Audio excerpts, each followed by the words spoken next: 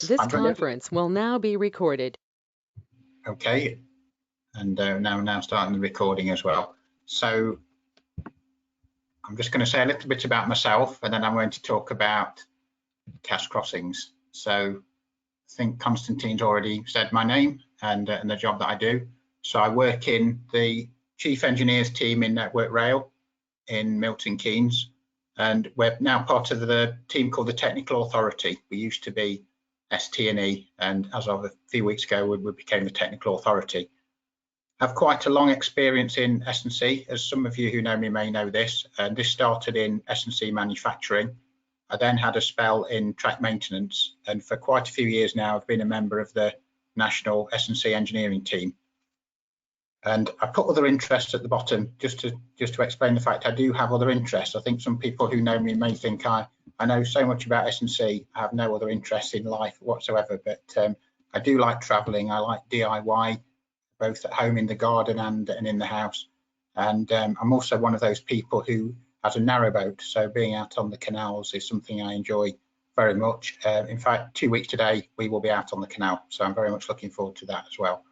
So just to say a little bit that I do know a lot about crossings and switches and other S&C items, but I do have some other interests as well. So I've actually been working with cast crossings since 2006, and I mean I was aware of them before that, but this is in a sort of specialist engineering role, and so I started to reflect really, what have I been doing in all of that time? Well, looking at lots of issues. There are always lots of issues with cast crossings. But then it was taking a step back and understanding how they work, how they're made, and a lot of history. Like a lot of things on the railway, there's a lot of history, and the way things are today are often steeped in lots of history, and things have evolved over time. I'm pleased to say over that time, we've actually made some changes. And I say we because I'm very keen that this isn't all stuff that I've done on my own. We're very much part of a team. We have a very, very good team of people in Network Rail and Milton Keynes in the S&C team, and over the years, particular people that have been involved with cast crossings, Phil Winship, Leather Davis, and John Hempshall, have all contributed a lot to this work as well, as I'm sure other members of the team have as well from time to time. And the other side, I used to work in manufacturing, and I'm always very keen to work cooperatively with the manufacturers, and I've listed there some of the manufacturers I've worked with over the years, and it's very much been a joint undertaking. The manufacturers have lots of specialist knowledge within their businesses, both from a design point of view, from a materials point of view, and also from a technology point of view. So it's very much a joint undertaking with lots of people. So I thought I would start by just giving a bit of background about cast crossings, because sometimes people set off into a presentation, and some people in the room don't know some of the terms that are being used. So I thought I'd try and explain some of the background. So anyone who's got a keen eye will notice the picture on the left there isn't a cast crossing at all, and that is deliberate. It isn't a mistake. So that's just to really show where crossings have come from, and that's actually a fabricated crossing. And I think that's in Sheffield Station, actually. It's one of those pictures I snapped one day when I was waiting for a train. So, so that's made entirely out of machined rails. The wing rails are bent, and the point and splice rails made into the V are machined and bolted together. The picture also shows quite well how a common or cube crossing works, and it shows the check rails on each side, and the check rails guide the wheel through the crossing. The one on the right there is something quite different. That's a West Coast main line just outside of Rugby, and that's a cast crossing indeed. It's a 1 in 33.5 cast crossing. So this is the biggest, longest crossing that we have on the UK network, and also the flattest angle. So it's the sharpest arrow, if you like. And so this shows two examples of common crossings. It also shows the range from a low speed crossing to a high speed flatter crossing. The faster you want to move, like a flatter radius through the turnout, and the flatter the geometry on the crossing. So there's some examples. And the other term I'm probably going to use quite a bit is obtuse crossings. So the picture on the left shows an obtuse crossing. I'm sure lots of you've seen them and are aware of them, but these are quite different. And where do we use obtuse crossings? Well, the picture on the right there shows there's actually 2 diamonds together, and the diamonds have 4 crossings in each diamond, and the 2 middle crossings actually have, this is one of them, I can't point, it's on the screen. So the 2 middle crossings there are the obtuses. So each diamond has a common crossing at each end and a pair of obtuses in the middle. And this is what we'd call a fixed diamond crossing, but you can, of course, have a switch diamond crossing as well. But I'm just talking today about the cast crossing. So we're going to be focusing on the fixed diamonds. So a little bit about the crossings. So they're made from a material called austenitic manganese steel. It actually has quite a small proportion of manganese in it, so it is a steel, but the manganese makes a big difference. And just quickly there, just talked about the way they're produced. You know that after the design, a pattern is made. Now the pattern looks very much like the crossing. It's often made out of wood, or it can be other materials, but it does have allowances in it because the casting process doesn't produce a casting exactly the same size as the pattern. So the pattern is slightly different. And this is all, if you speak to a manufacturer, this is part of their IPR. You're not actually allowed to know all of these intricate details. And so the pattern is just like any sort of sand casting method. There's a core box, it's filled with sand and packed around the pattern. And then the mold is prepared, various things are done to it, and then molten steel is poured into the mold. So that's allowed to cool, it's removed, and at this stage, the raw casting is in a very brittle state. The material as cast is very, very brittle. So it then has to go through a heat treatment process. And this is a very slow heating process to make sure the heat soaks into the crossing. And then after the heat treatment, it's plunged into a bath of water. And it's that process that produces this austenitic structure, and this is what gives it the properties that it needs to operate in the railway track. At this point, of course, it's not very straight because it's just been quenched in a water bath, so it's pressed straight and flat, and then it's machined. And the profile that you see on the crossing is machined on the top profile, and very often the base of the casting is machined as well to get it flat. So after an inspection, there's an optional process here called explosive depth hardening. And say if required, it's in our standards that any crossings that go into the high category routes, into the main lines, have this process carried out. Now, this is something that's only been used commonly within the last 10 years. And explosive depth hardening is exactly what it says. A piece of tape is put on the top of the crossing. This is done in a controlled environment, of course, and this is an explosive. This tape has explosive material in it, and the explosive is detonated, and that sends a shock wave into the crossing. And if you don't have a crossing that's pre-hardened or explosive hardened, it work hardens under traffic, as trains pass over. With explosive depth hardening, we achieve a much higher hardness straight away. So it doesn't rely on the train to work harden it, and therefore it hardens in a more uniform way. The important thing I also say about explosive depth hardening is the D, is the depth. And when you work harden a crossing with a train passing over it, you get a very thin layer of a hardened material, and that can actually lead to shelling in later life, where with explosive depth hardening, typically you get hardening down to about 10 millimeters. So you actually get hardened material both on the surface but also in the sublayer, so it helps to support the surface of the crossing as well. So after the explosive hardening process, if say that's an optional part of the process, then the crossing goes for finishing. That involves welding the leg ends on, and then its final inspection and dispatch. So the picture on the right there I included because it shows the tri-metal welds, and this is something else that figures quite a lot in cast manganese crossings. So austenitic manganese is a very good material for us. So it's very tough, so it performs very well as a crossing. It also has a very low crack growth rate. So if we do get a crack in the crossing, the cracks don't grow very quickly. So it's actually very suitable for us because it gives us an early warning that the crossing is going to be life expired. So we can then continue to manage that crossing with a small crack in place before it needs to be replaced.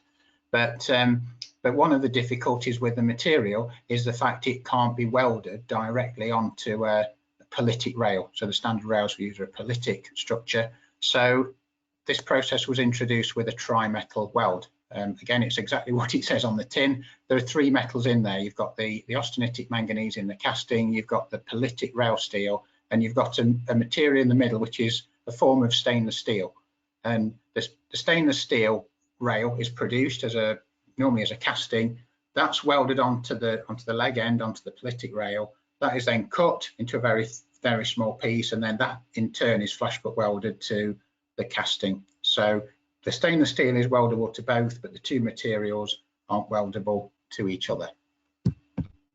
So anyone who works in maintenance is very familiar that we have a lot of issues with cast crossings, and I've listed some of them there. I'm not going to go through each of them, but crossings are certainly a challenge, and I then get the challenge, me and my team get the challenge from the people who are having difficulties, and so it's certainly a big issue to us in Network Rail. It's certainly one of our top priorities. So that's really what I'm going to be talking about today. It's work that's been going on to understand more about these issues, progress that's already been made, and what's planned next. And the kind of format to today is I often talk about this now as a top, middle, and bottom approach, because there's such a lot of different aspects to crossing design that you can't really cover it all in one go. So I break it down into 3. The top, where we look at the profile and the wheel interaction, vehicle interaction. The middle is about the crossing and the S&C system design, but the bottom is the support conditions. So I'm going to look at all of those in turn. The other thing I'm going to try and do is merge the theory with the practice, because there's a lot of theory behind this, but of course anyone who's a track engineer involved at the front end, they say, well, don't care about all of the theory. I've got a real life problem here I need to solve. So let's go to look at the top then. So optimizing the wheel transfer. So it talks here quite a bit about this loading. So if you think of a vehicle running on a normal rail, then you get a load on the rail. When you get wheel transfer in a fixed crossing, then typically that load is 2.5 to 3 times the normal load. So that is quite significant, and this is partly why we have some of the issues with the crossings that we have. Lateral forces are higher as well, and this is particularly where you've got a curved crossing, so we've got a radius through the crossing. So going back to the vertical loading, this is going to be associated with a dip angle on the crossing. And going back to the theory a little bit, this is described as a P1 force and also a P2 force.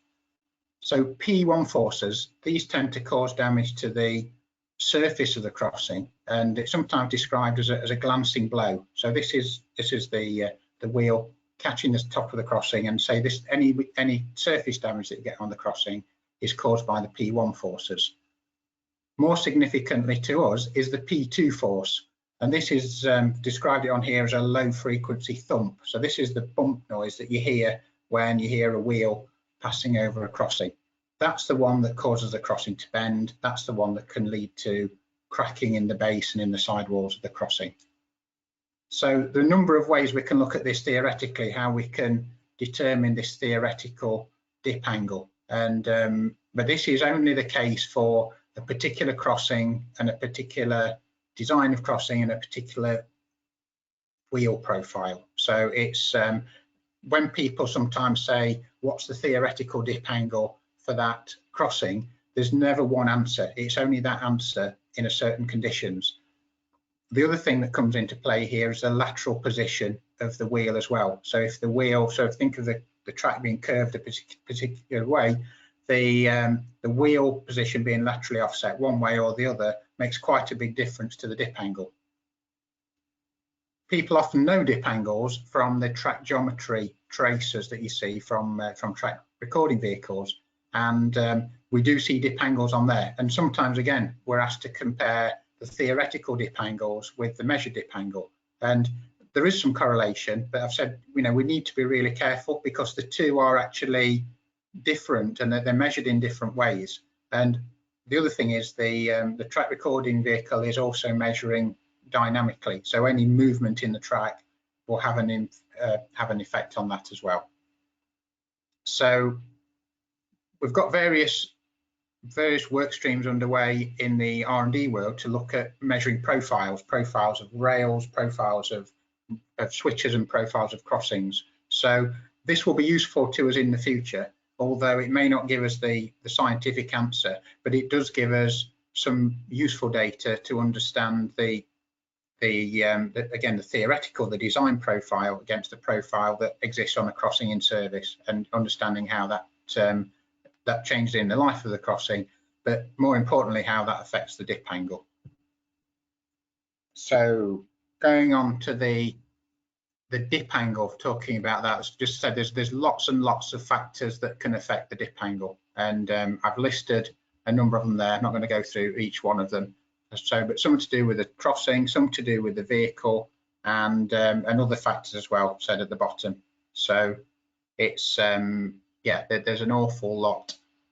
There's an awful lot there that can affect it. So, like I said, I'm going to try and relate this bit to practice. So we talk about this wheel transfer. This is an obtuse crossing, and some pictures I'd taken quite a few years ago, actually, at Weybridge, which is one of the sites that was on the earlier pictures. And this gives an example of wheel transfer. And when we talk about dip angles, I often describe the dip angles on a crossing as a three-dimensional dip angle, because the wing rail moves away from the wheel effectively, so it creates a ramp, so the wheel actually drops, and that's a product of the angle of the wheel, the profile of the wheel, and the angle that the wing rail is moving away from the running edge of the wheel. So the wheel then lowers down, and until it touches on the nose or the point rail in this case. At that point, the wheel starts to lift up again, and the rising up is a factor of the wheel profile and where it's actually contacting, but also the profile of the nose. So that's the three-dimensional wheel transfer we're talking about. But this is the way the theory looks at it. So actually it plots it as a two-dimensional plot. So that's the way it's represented. So this is really a two-dimensional representation of a 3D wheel transfer. And there's a bit of background here about dip angles. So the theory goes back to BR research, and it was developed originally for a dip rail joint. So everything that's in the cast crossing standard, all the theory is based around the joints, and the formulae for P1 and P2 forces are modified versions of the work that was done for dip rail joints. So this was something we identified a few years ago, that actually we needed to know a little bit more about this. The work from BR research goes back many, many years. So we've worked quite extensively with the University of Huddersfield, and this has been funded by a number of R&D work streams, some of which we've funded directly from Network Rail, but some of it's been part of wider European funded R&D programs. So we've worked with them to actually analyse and optimise the nose and wing rail profiles. And three of the things there that have come out of this. So we've developed a different crossing profile for our NR60 Mark II crossings. I'll talk a bit more about those in a bit. We've rewritten the standard, 012 standard, which Bleth and Davis did a couple of years ago. So that's now been reissued. And we've also started some work looking at optimising some of our NR 56V crossings. So I've included on the next few slides here, this is some of the work that Huddersfield have done for us. So this is a plot of wheel displacement over the distance as you move across a crossing. And I've talked before about the dip angle. This is the kind of plot that you get when you start to understand what a dip angle looks like. So the dip angle is obviously related to displacement. Why have we got so many different lines there? Well, each of those is a different wheel. Duration, if you want just length to be treated. So we've got, different segments inside it. So we've got some background noise there. Thank you. So yes, each of those lines represents a different wheel or a different lateral position of the wheel or a different vehicle type. So when we do all this work with crossings, we're trying to optimize the crossing, but actually it's an uphill struggle because we never can get a perfect crossing for every wheel. The wheels themselves cause a lot of variation. The pink line you see at the top, the problem child we always have is a worn, hollow P10 freight wheel, and that's the one that always gives the problem. So the big question in our mind is, which wheels do we actually optimize the crossings for? And that's an ongoing challenge, but we seem to have more problems with crossings on the higher speed routes. So we tend to move towards optimizing for the P8 wheels and the passenger vehicles, because like I say, looking statistically, that seems to be where we get the majority of the problems. But you know, that's under review, so we can change that approach. So this is a graph of displacement against travel through the crossing, and this is an extract of another graph which looks at the P2 force. So this is the vertical force. The three graphs here as well show different crossing designs. So this is where we've looked at different crossing designs and compared each of them. And this is some further work that was done, because talking about the dip angles as well, there's a graph in the top right hand corner there that shows how the dip angle, this is the theoretical dip angle, how it changes with crossing angle. And the interesting trend here, which is it's not linear as it some of the theories suggest it's linear, but it's actually non-linear. But the flatter the angle, so the 1 in 33 crossing has a much more gradual wheel transfer and therefore a smaller dip angle, where a very sharp angled crossing has a higher dip angle because the wheel transfer is more abrupt. So so that's what the graph's up there showing. The other interesting thing there, it compares an NR56 crossing and NR60 crossings, and this is through design. The NR60 crossings have a lot lower dip angle than the NR56. So so that's a bit of the theory behind the crossings. So what does all this mean in practice? Well, this is an example of one of our NR60 Mark II crossings, which I talked about a few moments ago. And so this was only taken a few weeks ago. This was a site visit. This is on a line that runs to Immingham Docks, so it's not far from Scunthorpe. It's very, very heavily used by freight vehicles, and it's again, previously this S&C, a lot of the junctions on that route have been a nightmare for the local maintainer. I'm pleased to say this S&C is standing up really well, and so this is an explosive hardened crossing. I'm not sure if this is a 13 or a 1 in 15, so that's the type of crossing angle that's installed at Ulcerby.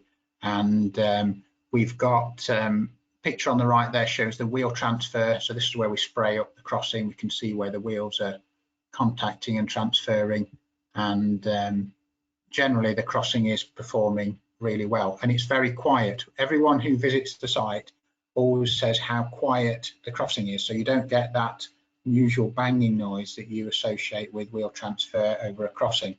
And just to look at the traces for a moment, so this is the up road. The dip angle, I think this one is about 10 milliradians. There's two dip angles, one for the up and one for the down road. One's 10 milliradians and one 12 milliradians, which is very good, I think, for this type of crossing. This is so we're very encouraged by this work that we've done. We've worked with the university, we've done the theoretical work, we work with the manufacturer, with Progress Rail, to actually put that into practice we've put the crossings in track and we're seeing some really promising results there. So that's the trace for the down road as well. And so yeah, so just a summary really on the top. So talked about NR60 Mark II. We now have a greater understanding of how all of these different factors are involved, and we've now got tools and processes to help us do analysis. So we've done the analysis for NR60 Mark II. We can then apply that to other crossings as well. And the other thing to say is the fact the computer doesn't actually generate the answer. So all of this analysis that the university does for us, all it does is actually create lots of different options, lots of different plots. So you actually need to still go through and make the decisions yourself, and then you have to do a trial. You need to put it into track. You need to prove it's actually going to work. So so yeah, so that's the plan now to Thirsk was the first installation of NR60 Mark II. So take that process, that profile, and use it on our vertical NR56 crossings and monitor some of those. And we're also developing some NR60 Mark II obtuse crossings as well. So it's applying the same learning, the same theory to a wider range of crossings. So I'm just going to have a quick drink. And then move on to the middle. So the middle then is the optimized crossing design. So this isn't the profile, this is the heart of the crossing. So again, I'm going to talk about some of the theory behind this and look at different aspects. The fatigue life is something that's quite important here. So in our cast crossing standard, call it track 012, the full number is actually on the slide here. So the design life for a CEN 56 crossing is 500 million gross tons, or 600 million gross tons for a CEN 60 crossing. And as tonnages have increased, traffic's increased significantly over the last 10-20 years, you can actually get to those values more quickly than you think. And sometimes we get people reporting crossings that have become life expired too early, when actually they have reached their design life. So that's not always realised. But we also have some crossings that don't get to their design life as well. So that's not always the case, but it is just being aware of that. And when we are doing analysis, it's always a question we ask. So we always ask for the annual tonnage, and we always ask for how many years the crossing's been installed, because that helps us to make an assessment against that formula, against that design life.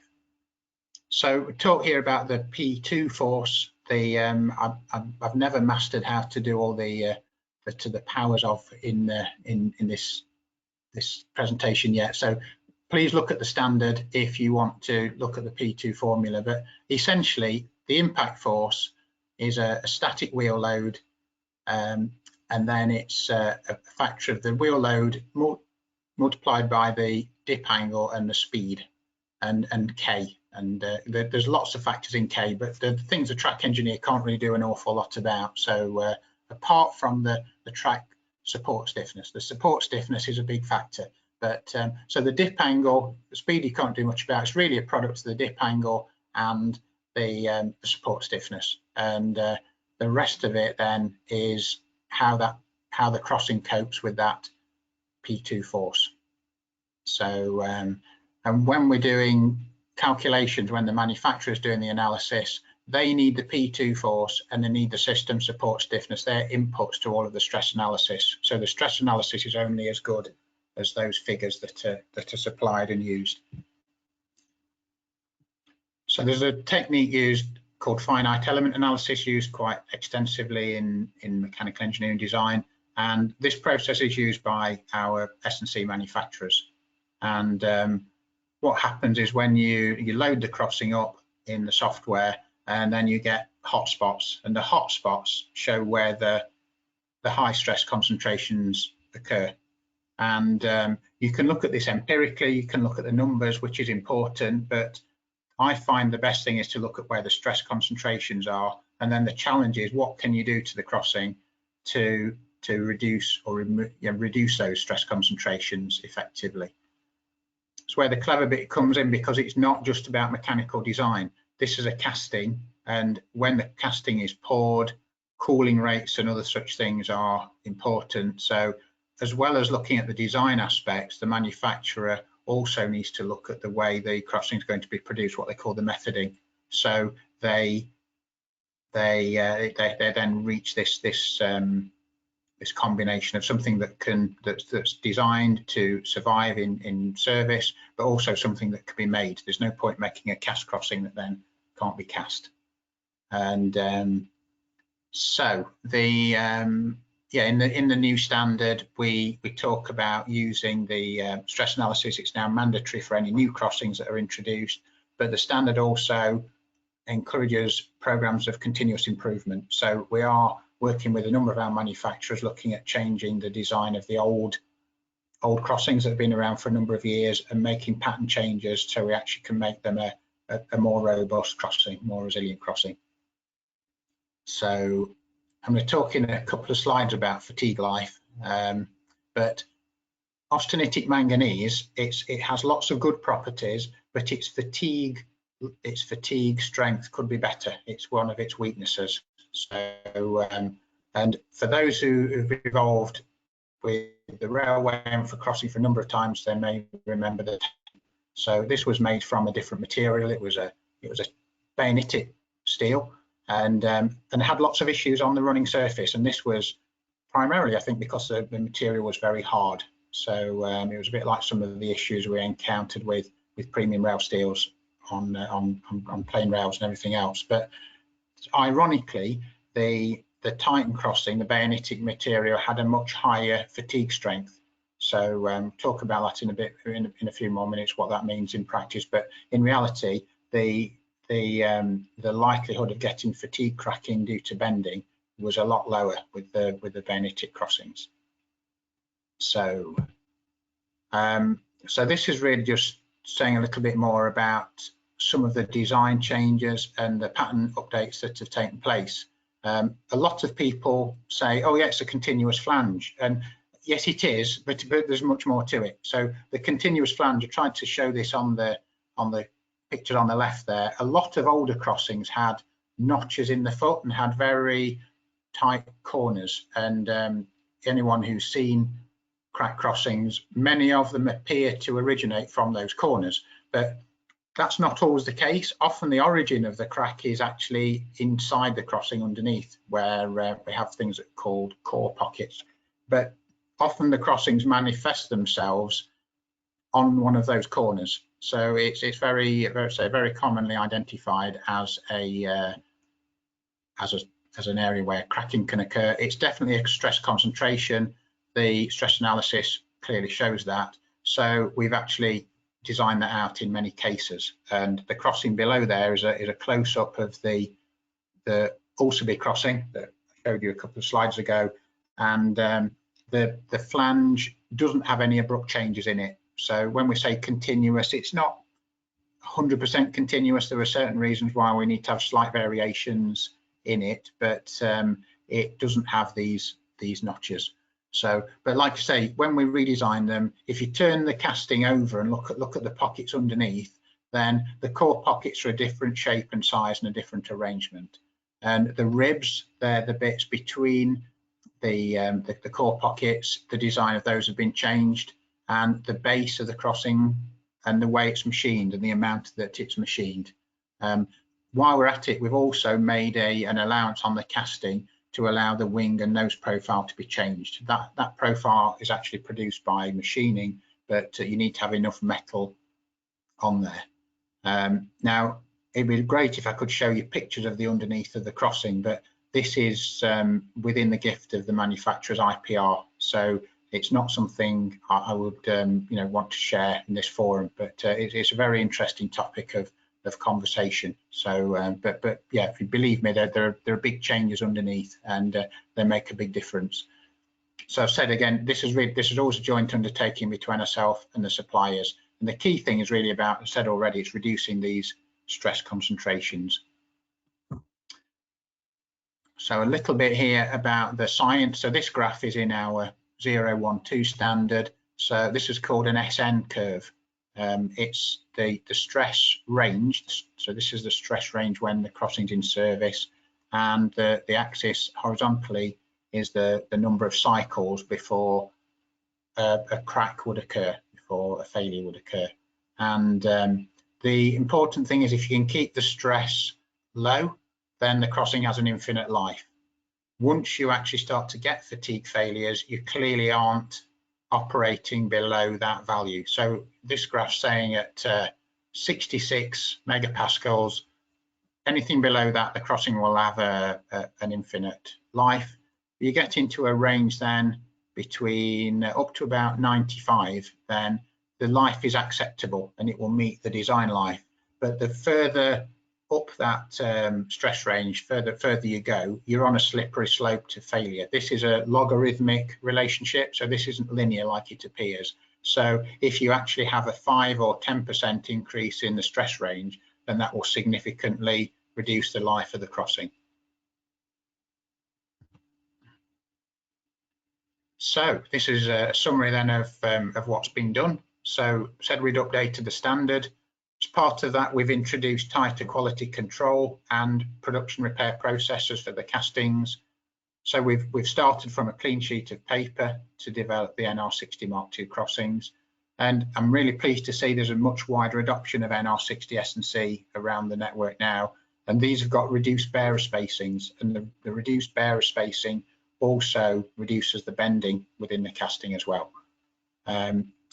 We've made a lot of challenge to manufacturers about long-standing practices. Manufacturers, like we all are, very precious about things that they've always done, and it takes a lot of persuasion to change things. But we have challenged, and we have got manufacturers to change. And two of the things there. So Yes, Spanish manufacturer, part of VAE Group, have completely redesigned the 1 in 13 crossing, and we've now got those approved and in production. And we're discussing other improvements with them at the moment. And Progress Rail, they've had a program of 75 legacy patterns being updated. This slide's actually slightly out of date now. All of those 75 are actually now completed. So going forwards, we're going to monitor how these crossings perform in practice, and we just carry on with this further challenge. That's only really a good starting point, but we've still got lots of further changes to make. We want to do more work on understanding the theory and probably make further improvements to the crossing standards in the future. We've got various R&D activities. This is focusing on looking at alternative materials and also looking at the way crossings perform with instrumentation and the like. So yeah, and we are promoting, like I said, this S&C designs with closer bearer spacings. We'd like to do more of that as well. So then we get to the bottom. So now this is a science in its own right, and it's not my specialism, but it's all about taking a whole system approach. Various things I think I've mentioned already. It's about ballast, it's about the track bed design, but it's about the way we renew the practices we use and the way we maintain. So really, it's specification, it's installation, it's maintenance. I've mentioned on there underbearer pads, and anyone who's wondering what that picture is on the right hand side, that is a sample of underbearer pad material. So I was looking for a picture of a bearer with an underbearer pad on it. I'm sure I've got one somewhere but couldn't find it, but that's a sample of the material. So how this is fixed to the bearer, the sort of hairy surface that you see there, that part of the pad is laid onto the underside of the bearer whilst the bearer is still in the mould, while it's still wet concrete, and the sort of hairy surface then sticks itself into the actual base of the concrete. So it's actually a very good method of fixing them, and then you get a bearer delivered from the factory with the underbearer pad on it. And I'm a very big advocate of underbearer pads and the benefits around that. So what's been done with the bottom? So we've done an awful lot of looking at the support values and how they affect the crossing. So some of the R&D work I've talked about, actually looking at the crossing, looking at the loading on the crossing, and trying to understand the measures of track bed stiffness. Anyone who gets involved with track support stiffness, there are about 20 different opinions on it and 20 different ways to measure it. So it's very much a sea of different opinions and different views, but we are starting to get a clearer understanding of that. A lot of our crossing issues are associated with what we call voiding, vertical movement in the wheel transfer area. The underbearer pads I've talked about can actually help to reduce the amount of voiding because it distributes the loading on the ballast over a number of bearers, and it also acts as a cushion between the ballast and the bottom of the concrete bearer. So that's one of the things that can help, but there's lots of other things that can have an effect in there as well. So like I say, this is very much, we've done some work with the trackbed investigation team in Network Rail. We've done work with the University of Southampton and also University of Huddersfield, help with some of the modelling. So we're getting a clearer understanding, but there is more and more work planned along that as well. And we've also reviewed the sites where the dynamic track stabilizer has been used on S&C as well, because I don't think it's fully understood what effect that has, particularly around the crossing area, because it gets very, very complicated around the crossing. The S&C design changes quite a bit. So yeah, I think I've mentioned everything else on there. And yeah, and what next? I think it's just more of the same. It's just understanding more about it. I've mentioned on there about development of a more cost-effective underbearer pad installations. At the moment, I know it's a challenge with cost. The cost of adding them is quite significant. So that is a challenge going forward. But one of the other things we're discussing with certain routes is whether we should look at targeting the application of underbearer pads in the crossing area rather than applying it to the whole S&C system. It's certainly a good idea if you apply it to the whole of the S&C junction, but we think there are some benefits of applying it more locally as well. So we now get to inspection and maintenance. So that's finished the top, middle and bottom section. Just to really talk about this standard, 1054 Network Rail standard. So it covers, as it says there, the inspection, maintenance and repair processes. And we had a user group meeting that met in April to discuss the next steps with the standard. So it was on MS Teams, like a lot of things are these days. And we had some good engagement from a number of the different routes and regions. And we've identified a number of things that need to be reviewed and included in an update to the standard. So one of my colleagues is now producing a remit to put into our standard steering group to get some of those things updated. So so there we are. So yeah, in summary then on cast crossings, and then we can move on to questions in a minute. So talked about the background and the terminology. I've talked about this whole system approach, both looking at the theory and the practice. Talked about the top, middle and bottom.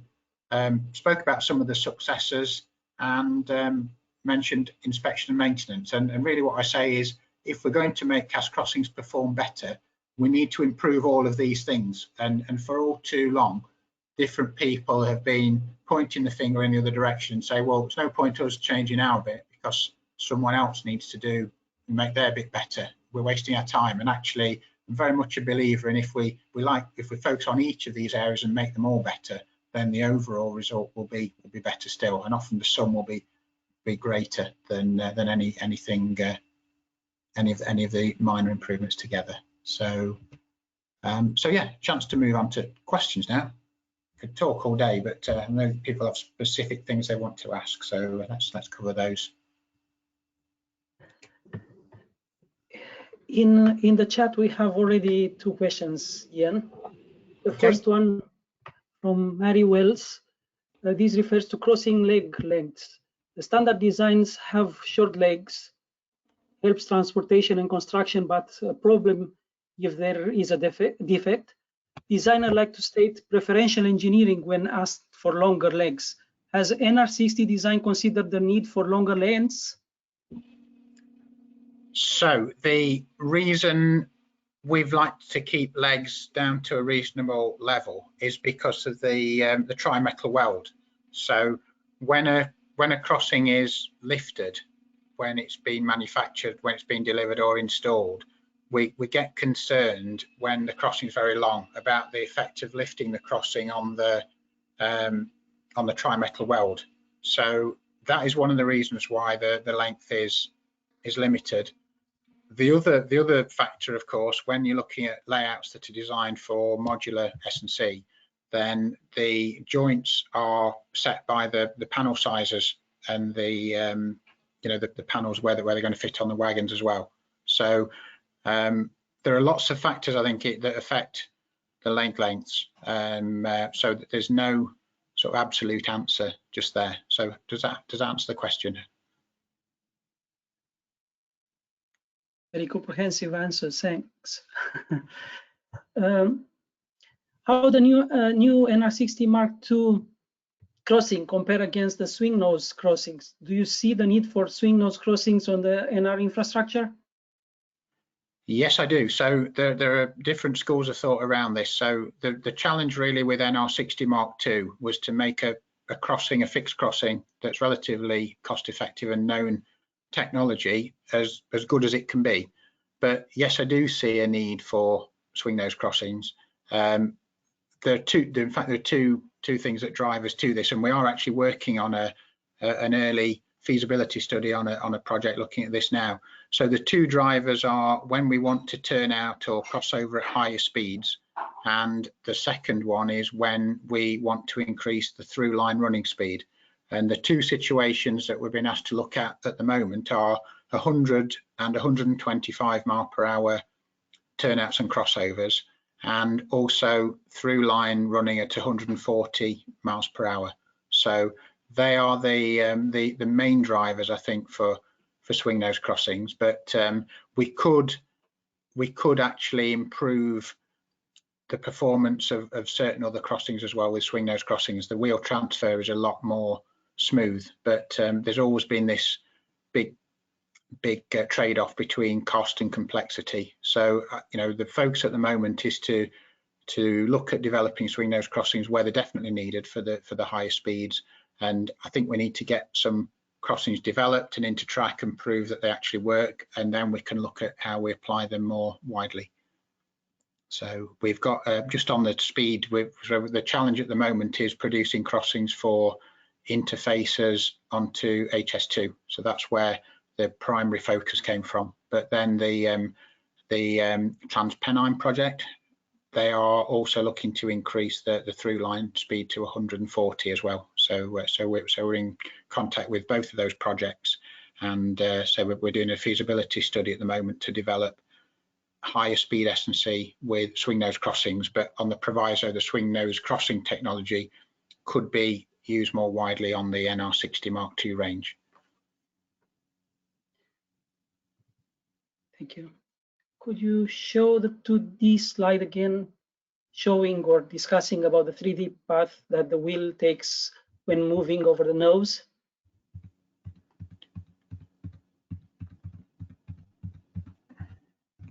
That one, wasn't it? Is that the one?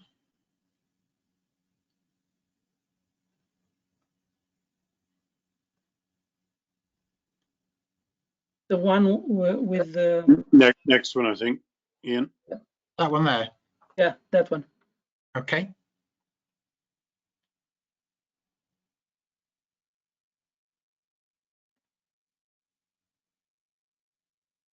So how, from 3D perspective, how is the wheel moving here? So beside the vertical movement, what other lateral constraints are from the point of view of the running over this section? Right, okay. So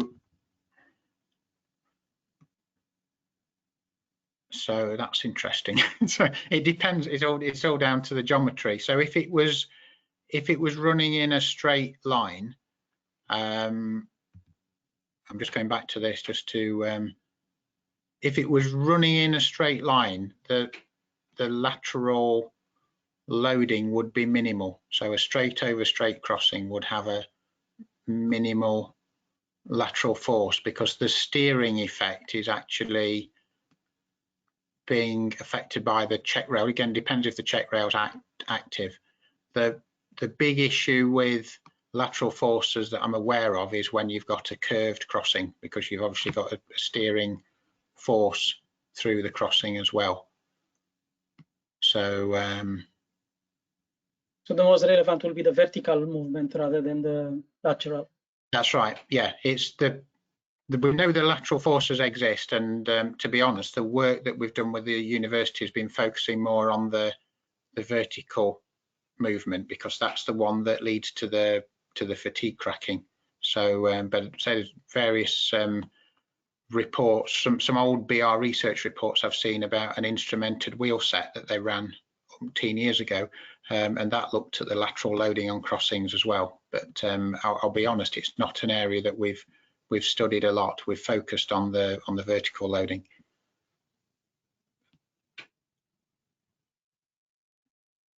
So does that help? Is anything? Yes. Yeah. Okay.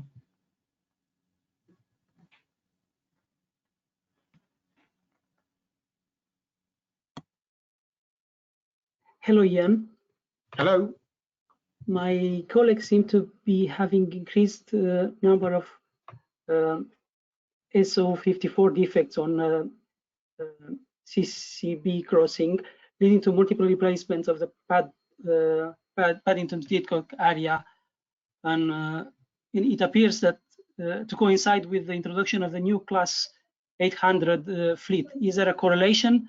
If so, are your team looking into the reasons? So yes, they are, and we probably could do with some more data on this. So Steve Pearson did share some data with us, and John Hempshall, who's working in my team, and Sam Green did do quite a deep dive into the failures that had occurred, and they did analyze each of the causes. So we were trying to look at the crossing design, the angle, the speed, the annual tonnage, the vehicle type, and the geometry, and all of those things. And there were some conclusions that came out of that, which I probably need to share with Steve and his team. But if they want to get in contact with myself and John Hempshall, then we can certainly feedback on the analysis we've done so far, and it may be that we just need some more information from them. But part of the analysis, if we try and look at this nationally, the amount of data is too much to analyse. So really, we do need to look at small areas there. But again, the theoretical answer, we've challenged the people who are involved in new vehicle design and everything else, and in theory the new trains are more track friendly, so we shouldn't be having the problems. But there certainly have been a number of suggestions that this has caused problems. It's certainly something I'm aware of, so we're more than happy to look into it in more detail.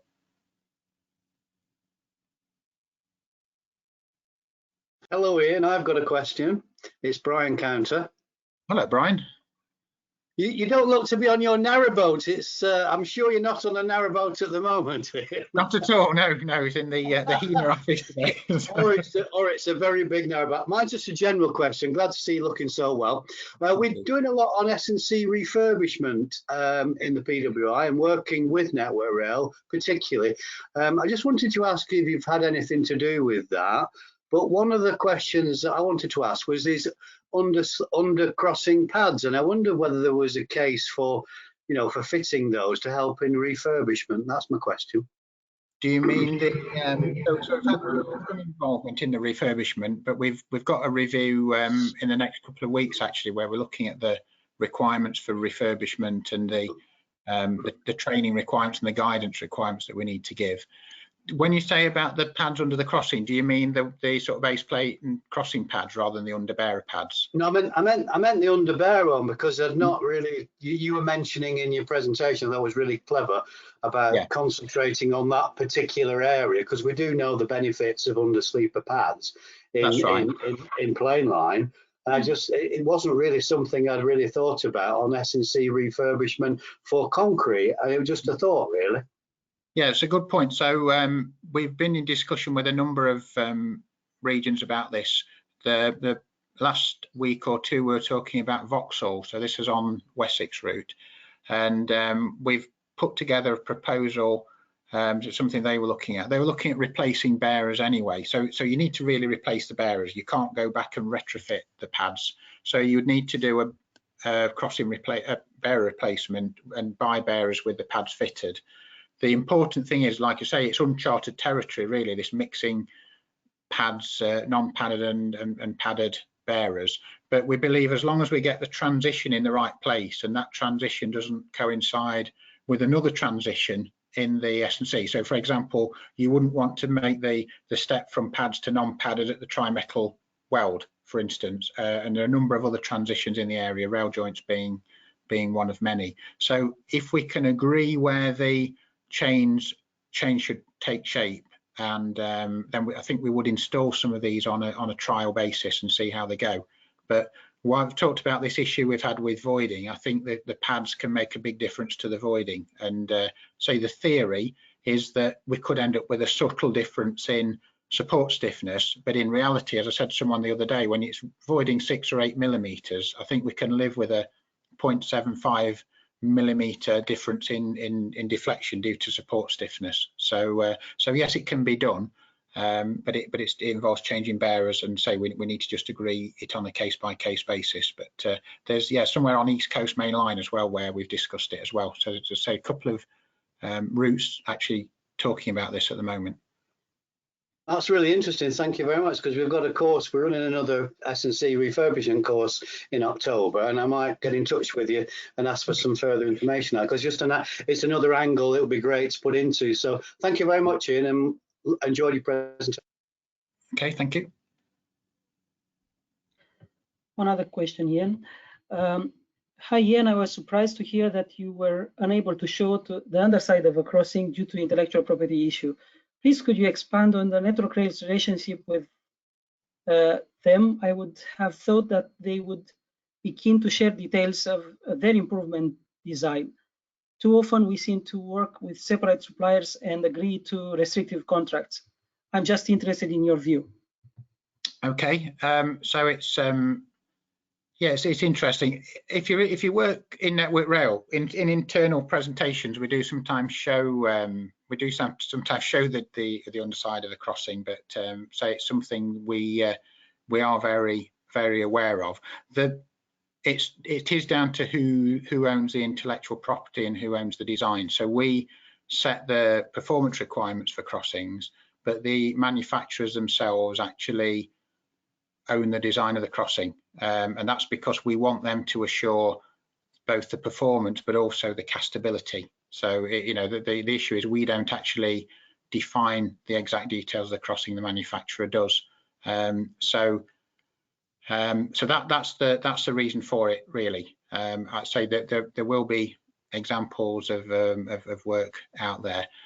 The working with the manufacturers, we are very close to the end of a tendering process for our S&C supply contracts, and one of the focuses for the next contract period is the fact we have a more collaborative working relationship with our S&C suppliers, and we're also looking to focus the particular product lines on a smaller number of suppliers. So obviously that's something I can't say any more about at this stage, but we are looking to have a more close working relationship with the suppliers, and like I say, it's something we're certainly something we discuss internally, but with this being say an external presentation and being recorded and everything else, it's not something I was able to share at this stage. But yeah, is that okay? Does that sound like it? Thank you. One other question. Thank you. Okay, one other question regarding the potential use of underbarrel pads in the crossing area only, please. Would you be planning to use equivalently deeper barriers elsewhere in the layout to maintain a consistent construction depth in consideration of insulation quality, vertical geometry and durability, and the delivery of the correct true depth? At the moment, no. The bearer depth would be the same, so we would end up with a 7mm difference in construction depth, and there's not an easy way around that. When you look at all of the tolerances involved, it's very hard to actually fine-tune the construction depth to that 7mm, because bearers can vary in height already by plus or minus, forget the number of millimeters, but it's several millimeters. So what we're really, and I say this is where we need to discuss it with the routes and regions and the projects. It needs to be installed, and a design tamp needs to be carried out to get that right. But like I say, it's this balance of when you actually look at some of the issues with crossings voiding. It's probably not an ideal approach, but I do think it will make a big difference. So, but we need to just work through it carefully. But it's something we need to plan the installation such that we get the construction height correct. And the focus probably will be to ensure a smoother stiffness transition rather than a constant construction depth. That's right. Yes, it's more about. It's more about stabilising the support than the construction depth. Obviously needs to be achieved, but it's a trade-off between what it's like when it's installed and how it develops in its life. We've seen a number of S&C installations where the whole layout is really well supported and the geometry is really good, apart from the area around the crossing, and then the crossing is just moving vertically by several millimeters, and it's just trying to address that problem. But it is, like I say, it's an unknown technology, something we need to plan very carefully. But I'm sure we can find a solution. But the installation needs to be really thought through. Thank you. One other question. As part of the research carried out by University of Huddersfield, it was pointed out that the worn P10 wheel profile had a significant vertical wheel displacement compared to the other profiles. Mm-hmm. Would part of the system be to consider which wheel profiles could be redesigned and improved upon as well, so that compromises made in cast crossings performance design, so that compromises made in cast crossing performance design are reduced? So are we looking to challenge the wheel profiles? Was that yes. The question? So yeah. I've always said with the right evidence, I would go back and challenge the wheel profiles.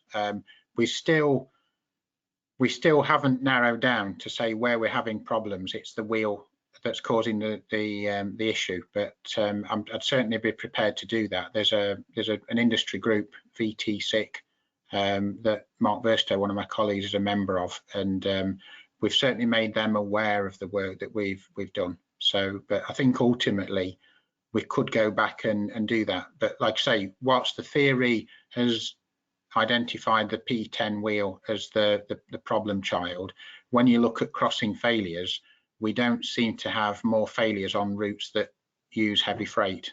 But we could do. It would be difficult, it would be a challenge, it would be a long journey, but it's something we could do. But it's very much about getting the evidence. So we've got the theory, we would need the practical evidence and the data to support it.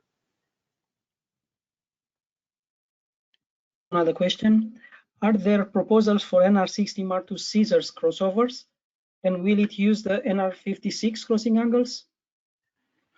So that's a good question. There's no plans for any NR60 Mark II scissors at the moment, and if we were to develop them, so a lot of these more complex units are really being designed on an you know, sort of a needs basis. So if a project or region would like one to be developed, it's something we could produce a price for. Much of the geometry that we've done so far is based on NR56, but certainly the double junction geometry. So we've got a range of geometries for double junctions. We've in some cases come up with two options. So one is a like for like NR56V geometry, but we've also got an optimized geometry, because those who are familiar with it, the NR60 approach and the NR56 approach were different. So one worked around using standard crossing angles, and the other one worked on using a consistent rate of change through the sort of diamond curve route. So so that would be a starting point. But I mean, we're very much in it, and it's a key thing in the devolved world we're moving more deeply into. It's down to what the route and regional customers actually want. And you know, we could, so if people want something that you can get a higher speed through, then we would focus on that. We're very much moving into an era where the local decision making needs to drive us to develop the products that are needed, rather than we from the centre dictating on what people have.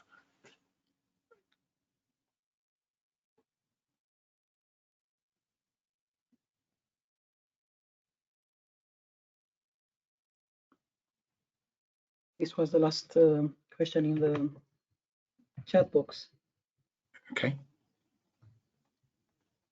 There we go. Yeah, we are close to the closing time. Okay, we're doing our count time as well. Yeah. Okay, if there are no other questions, I will thank you, Ian, for the presentation today. Today was very interesting, and really appreciate your contribution to the section. And see you soon. Okay, well, it's been a pleasure, and thanks everyone for coming along and listening. So, yeah, see you soon. Okay, bye.